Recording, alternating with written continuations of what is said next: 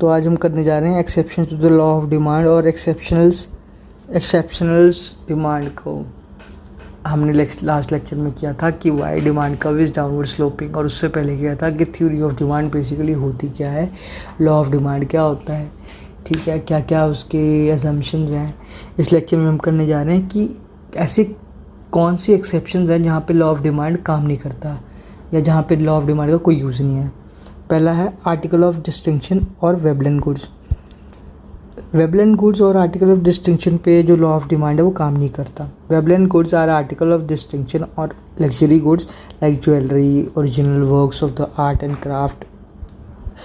अब सीधी सी बात है, आपने देखा होगा कि जो हाई क्लास है ना वो पैसे की परवाह नहीं करता, ठीक है। जैसे ज्वेलरी है वो वेबलेंट गुड्स में आती है या आर्टिकल ऑफ डिस्टिंक्शन है, ठीक है।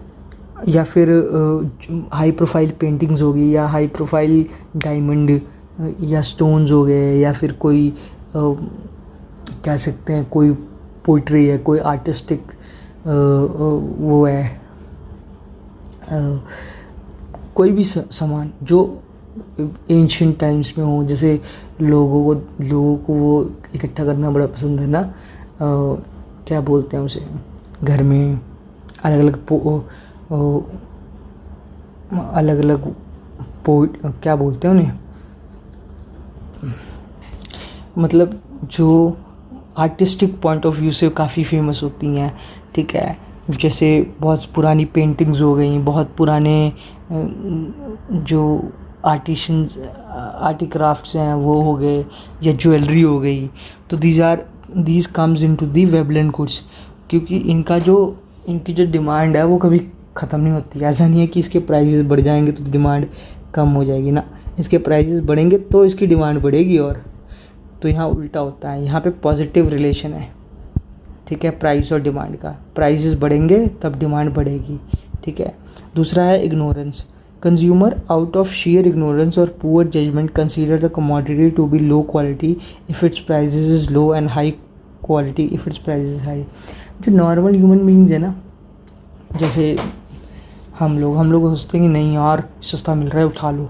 जो हाई क्लास है ना या जो रिच क्लास है वो ये नहीं सोचती है भाई महंगा मिल रहा है, सस्ता मिल रहा है तो मतलब गंदी क्वालिटी का है, इसकी क्वालिटी अच्छी नहीं है, इसमें ये लूप होल्स हैं या इसमें ये कॉटन नहीं है। या जैसे साड़ी लेने जाती हैं औरतें तो देखती हैं ना कि जी इसकी प्राइसेस कम है, जो रिच क्लास की होती है, नहीं हमें तो महंगा चाहिए। शादियों में देखा नहीं आपने, 50-50 हज़ार के लहंगे खरीदते हैं लोग। तो क्यों खरीदते हैं? क्योंकि वो सोचते हैं कि सस्ता लेंगे तो गंदा मिलेगा। तो इग्नोरेंस है एक तरीके की। तीसरा क्या है, गिफन गुड्स। गिफन गुड्स क्या होते हैं?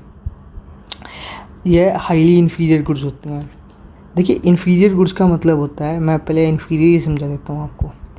इन्फीरियर गुड का मतलब होता है वो गुड जब जिसकी प्राइस बढ़े लेकिन उसकी डिमांड ना बढ़े, मतलब उसकी प्राइस बढ़े। इन्फीरियर गुड्स वो होता है जब आपकी इनकम बढ़े लेकिन उसकी जो डिमांड है वो कम हो जाए। जैसे आपने देखा है वो हाईली इन्फीरियर गुड्स में जो बाजरा होता है या लो क्वालिटी ग्रेन्स होते हैं, है ना, जो कोई नहीं खाता, वो जो है वो इन्फीरियर गुड्स में आता है। या बहुत ही ख़राब किस्म की कोई चीज़ होगी, ठीक है, बहुत ही ख़राब किस्म का कोई फूड आइटम हो गया, इन्फीरियर गुड्स। जैसे मैं बताता हूँ आपको, आप सब्जी मंडी गए होगे तो आपकी मम्मी टमाटर लेती होंगी, ठीक है। वो दो टाइप के टमाटर रखता है टमाटर वाला, एक तो ठीक ठाक रखता है थोड़े, एक सड़े हुए रखता है साइड में। अगर ठीक ठाक वाले 50 रुपये किलो हैं तो सड़े वाले होंगे 20 रुपये किलो, ठीक है। तो ये जो इन्फीरियर गुड्स हैं ये वाले गुड्स हैं, ठीक है, इन्फीरियर गुड्स सड़े हुए वाले, ठीक है। जब आपकी इनकम बढ़ जाती है तो आप अच्छे टमाटर लेते हैं तो आप, ठीक है, तो ये वाले लेंगे 50 रुपये किलो वाले। जब आपकी इनकम कम रहती है तो आप ये वाले लेते हैं। This is called inferior goods. और गिफन गुड्स क्या होता है? ये हाईली इन्फीरियर गुड्स होते हैं, मतलब बहुत ही ज़्यादा, जो कह सकते हैं कि जो मतलब lowest quality food quality products होते हैं ये, ठीक है, लोवेस्ट, ठीक है। उनमें क्या होता है, जब उसकी प्राइस कम होती है तो उसकी डिमांड भी कम ही रहती है, प्राइस बढ़ती है तो जाके उसकी डिमांड बढ़ती है। वैसे प्राइस में बढ़ती नहीं है कभी भी, ठीक है। तो ये एक्सेप्शन आ गया ना यहाँ पे कि प्राइस कम है लेकिन फिर भी डिमांड इसकी कम है। ये हाईली इन्फीरियर गुड्स होते हैं, जो गरीब तबका है, बहुत ही गरीब तबका, वो इसे कंज्यूम करता है, ठीक है।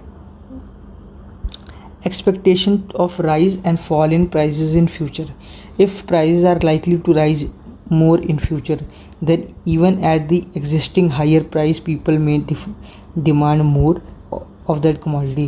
अगर लोगों को ये पता लग जाए कि आने वाले फ्यूचर में जो प्राइसेस हैं वो और बढ़ेंगे तो लोग अभी ज़्यादा डिमांड करने लग जाते हैं। जैसे पेट्रोल में होता है, लोगों को लगता है आज पेट्रोल इतना है, आगे भी और बढ़ेगा, तो वो क्या करते हैं, फटाफट टंकी, सारी गाड़ियों की टंकी फुल कराने लगते हैं, तो डिमांड बढ़ जाती है ना। तो यहाँ पे लॉ ऑफ डिमांड फेल हो जाता है, ठीक है। और अगर in future prices are likely to fall, ठीक है, इवन एट एग्जिस्टिंग लोअर, और अगर उनको ये पता लग जाए कि आने वाले टाइम पे जो प्राइसेस हैं वो फॉल करेंगे, इवन अगर अभी भी बहुत ही लो प्राइस पे लोग डिमांड कर रहे हैं, ठीक है, तो in future that even at existing lower price people may demand less units of commodity in the present, ठीक है। अगर लोगों को ये पता लगे कि आने वाले फ्यूचर में प्राइसेस घटेंगे तो अभी जो प्राइसेस चल रहे हैं ना, चाहे वो लोएस्ट ही हैं, लेकिन उस पर कम डिमांड करेंगे। तो मतलब लो, तो प्राइस कम है तो लोगों की लो डिमांड है, तो यहाँ पे लॉ ऑफ डिमांड फेल हो जाता है। सो आई होप आपको समझ में आ गया होगा कि एक्सेप्शंस क्या हैं लॉ ऑफ डिमांड के, और क्यों लॉ ऑफ डिमांड किस जगह पे आके फेल हो जाता है, ठीक है। तो I hope you have enjoyed this.